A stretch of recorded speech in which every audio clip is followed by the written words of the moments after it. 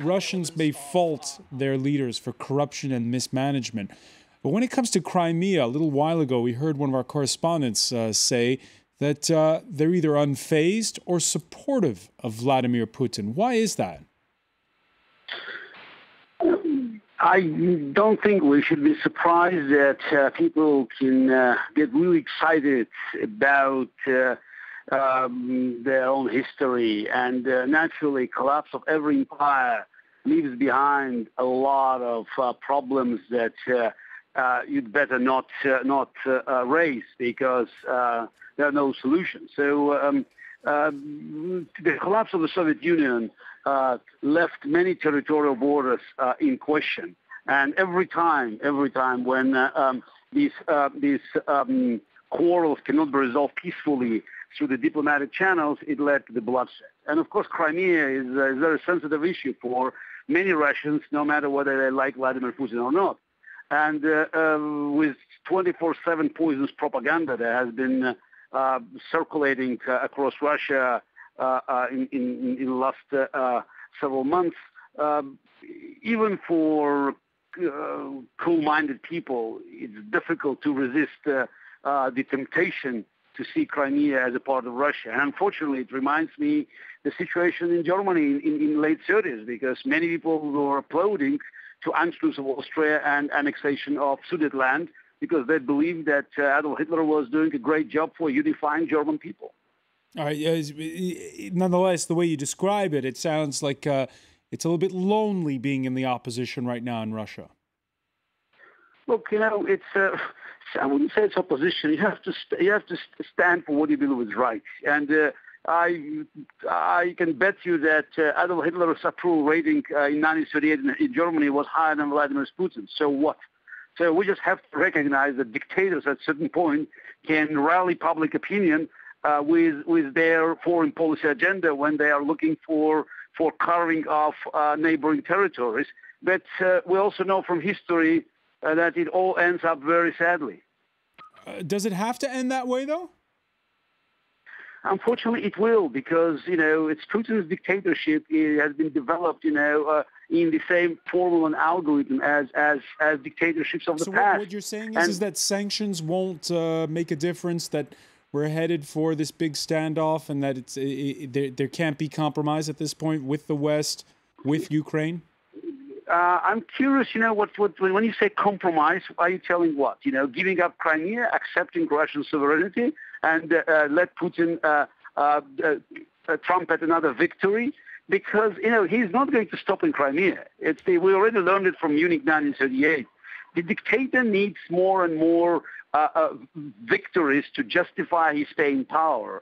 And Crimea is just, first step. Actually, it's not the first, because he already invaded part of Georgia. But then East Ukraine, then probably Kiev, then Baltics. And let's not forget, the Russian government and Putin himself denied the legitimacy of Ukrainian government. Russia, to the official position that Russia does not recognize Ukrainian government and does not recognize Ukraine as the legitimate state, which means that Putin is not even hiding his plans to move forward and to annex even more territories from the Ukrainian state. In a February 24th opinion piece translated for French newspaper Le Monde, Gary Kasparov, you wrote, "Let's bet that if Putin can't take over all of Ukraine, he'll settle for partition." What do you see now? What's going to happen next? No, that's what happens next depends not only on Putin but also on the unified position of the Western world. There's not much you can do immediately, but if West is willing to impose meaningful sanctions, and when I say meaningful sanctions, is not hitting 140 million Russians, but hitting 140 Russian oligarchs who keep their money and fortunes and properties not in China, not in Venezuela, not in Iran, not in Syria, but in London, in Paris, in Spain, in America. If this creme de la creme of Russian ruling elite recognizes that everything they got is in grave danger, I think we still have a chance of common sense prevailing, and Putin's aventures could be reversed. And do you see that happening? Do you see that happening? I don't know. I think there will be some sort of sanctions. Whether there's an appetite to go after the big fish, to go after the key players in Putin's inner circle remains to be seen. But if it's not done now, then simply the price for acting against Putin next time will be higher because, again, we know from history, so there's always a next station for the dictator, and our inaction and us being slow simply raises the stakes. All right, final question for you, Gary Kasparov. Who'd make the better chess player? Who's thinking several moves ahead? Is it Angela Merkel? Is it Barack Obama? Or is it Vladimir Putin?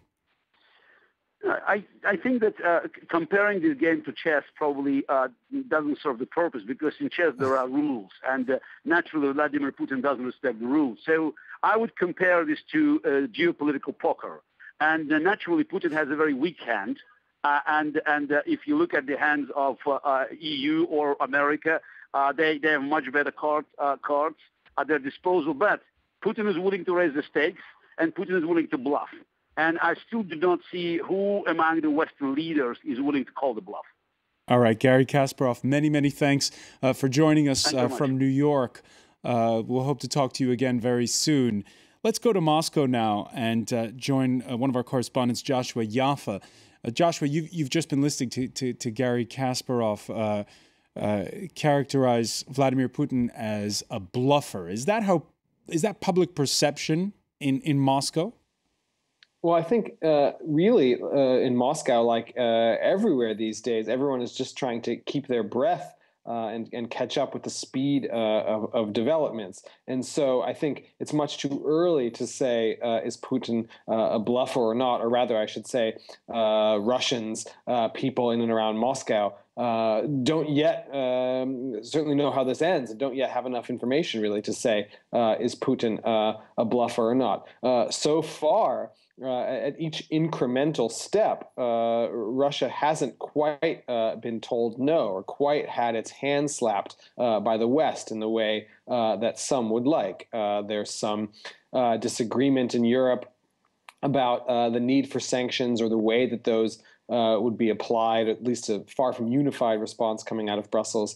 The response coming out of the United States, while a bit stronger, hasn't been necessarily as strong as some would like. All that's to say, on the ground in Moscow, I think there's a perception that Putin yet hasn't paid a high enough price to get him to stop in his tracks. In other words, if this is a bluff, if this is really Russia or Putin personally stretching himself farther than he really can afford to, then he has the kind of muscle or wherewithal to do if someone were to call him on his bluff. Well, that hasn't yet really happened yet. We're seeing a kind of slow burn de facto annexation of Crimea that's creeping further and further with every passing day. And again, we haven't seen a kind of strong, resolute reaction to that would force Putin to rethink his strategy just yet. The real big question is, what exactly is Putin's long-term strategy, and where does he see this going?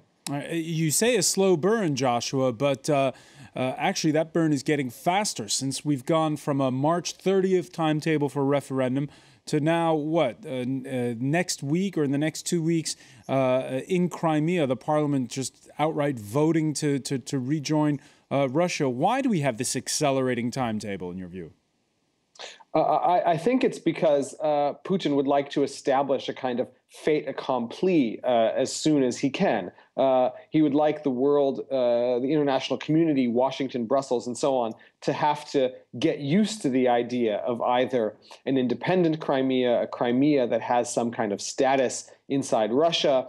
In any case, he would like to create some facts on the ground, as they're called often in issues of war and peace, that the international community will have to live with and make do with. And I think the sooner he can bring that about, while there is still this sense of disunity or some disorganization on the part of the United States and Europe as foreign capitals try and figure out exactly what their response will be, well, Putin, I think, is trying to use this period of uncertainty to force through either an independent Crimea or a Crimea that's part of Russia, and make it essentially too late for foreign powers to act once they decide what their response will be. In fact, we have seen the conversation shift somewhat. It's no longer about preventing Putin from in some way taking control of de facto or de jure Crimea, but keeping Russian forces out of the rest of the Ukraine. So already the conversation has shifted